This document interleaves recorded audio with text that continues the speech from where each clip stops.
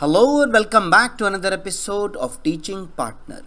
Today we are going to explore the concept of pedagogy and dive into 5 major pedagogical approaches. And I would like to share real life examples to illustrate each one. So, pedagogy refers to the art and science of teaching. It encompasses the strategies, techniques, and methods that educators use to facilitate learning.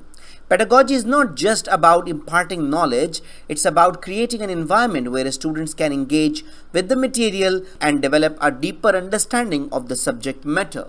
So let's discuss 5 major pedagogical approaches. Number 1, constructivist approach. The constructivist approach is based on the idea that learners construct their own understanding and knowledge of the world through experiencing things and reflecting on those experiences.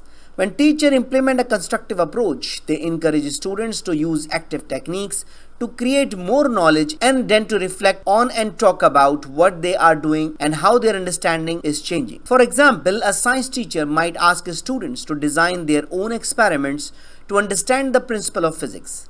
Students are actively involved in their learning as they hypothesize, experiment, and then discuss their findings. Number 2, collaborative approach.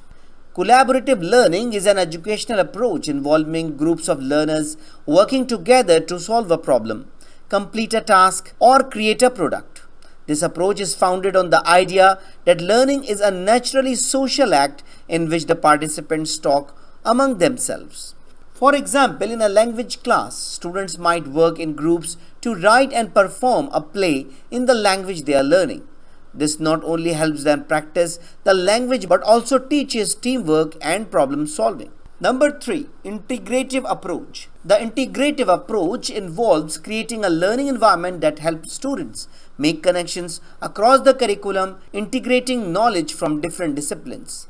This approach can help students see the bigger picture and understand how different areas of knowledge intersect. For example, a project that required students to calculate the cost of materials for a school event can integrate math, economics, and practical life skills. Number 4, reflective approach. In the reflective approach, students are encouraged to think about their own learning process and to evaluate their own progress.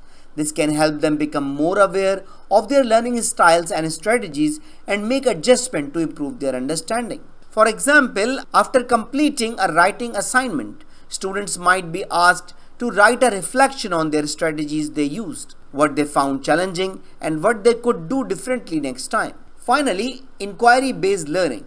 Inquiry-based learning is a dynamic and student-centered approach to education that is rooted in asking questions, problem-solving, and exploratory learning. Teachers guide the process, but the students are at the center of the learning, actively involved in exploring the material.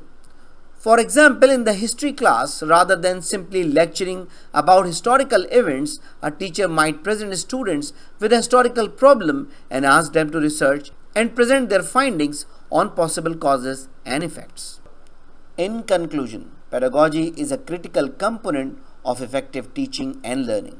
By understanding and applying these approaches, teachers can create a rich learning environment that encourages students to engage deeply with the material and develop a lifelong love of learning.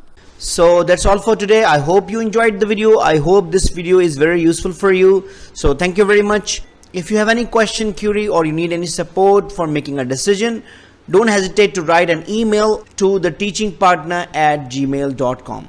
Thank you very much and see you in the next video. Goodbye.